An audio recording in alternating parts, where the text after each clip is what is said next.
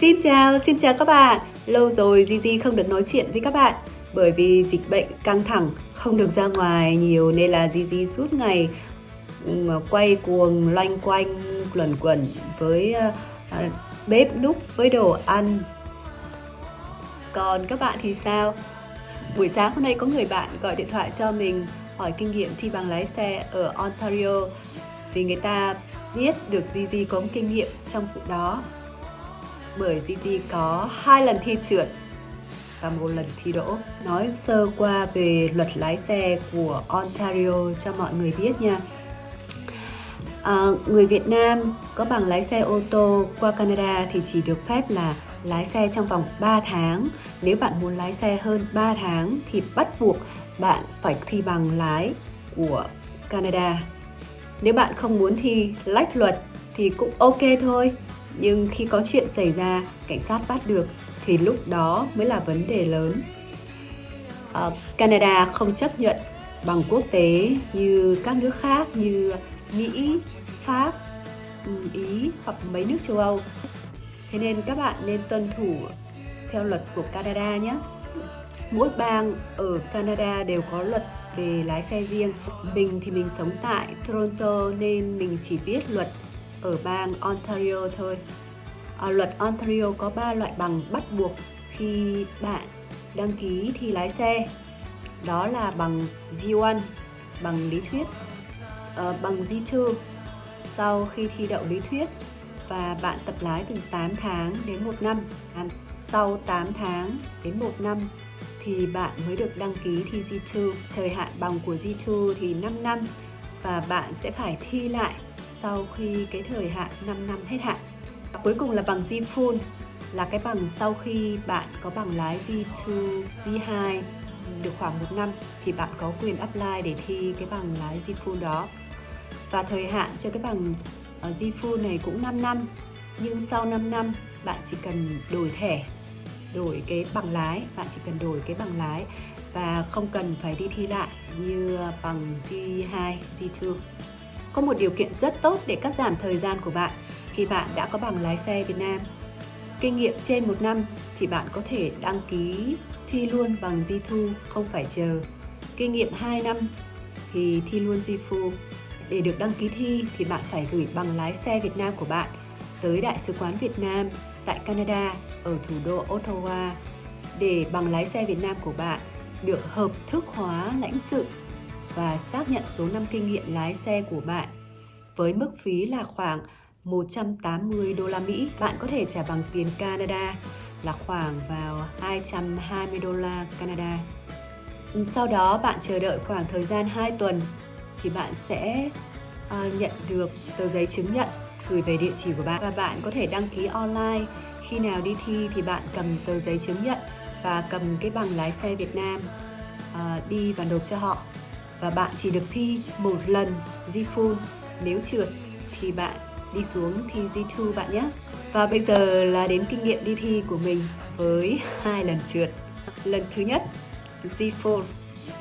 Vì mình chủ quan, mình nghĩ rằng là mình đã có bằng lái xe trên 2 năm nên mình cũng gửi bằng của mình đi chứng nhận và sau đó ung dung đi thi vì nghĩ rằng mình sẽ đỗ, chắc chắn đỗ. Chủ quan phụ đã có 2 ngày lái xe trước khi đi. Các bạn biết không, trượt thẳng cẳng. Vì lúc đi ra cao tốc, giám thị bảo mình chuyển từ làn giữa ra làn cuối cùng để đi nhanh nhất. Cái làn cuối cùng là làn đi nhanh nhất. Mình xi nhan và chuyển luôn theo kiểu là phản xạ đi xe ở Việt Nam á. Không nhanh thì mất chỗ. Giám khảo đánh trượt dài luôn. Đáng nhẽ là phải kiểm tra gương trên, đi từ từ sau khi xi nhan, kiểm tra gương chiếu hậu an toàn thì mới từ từ chuyển sang.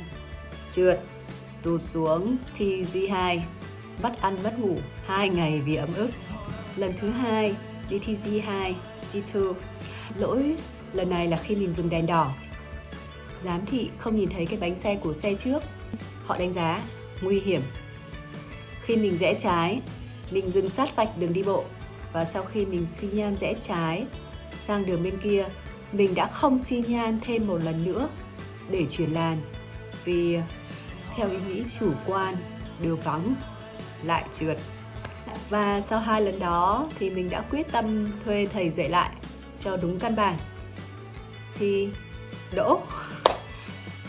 Thi lần thứ 3 qua, đang định thi luôn G-Full cho nó nóng thì dịch tới, lại phải ngồi chờ.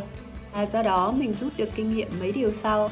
Điều thứ nhất, khi chuyển làn, bạn kiểm tra gương trên trước, bật xi nhan, nhìn gương chiếu hậu, quay đầu sang, nhìn qua cửa kính sau, có xe không? Bạn thấy an toàn thì cho xe từ từ chuyển sang, nhưng tuyệt đối không được giảm ga, giảm tốc độ nha. Bạn phải ấn ga tăng tốc một chút.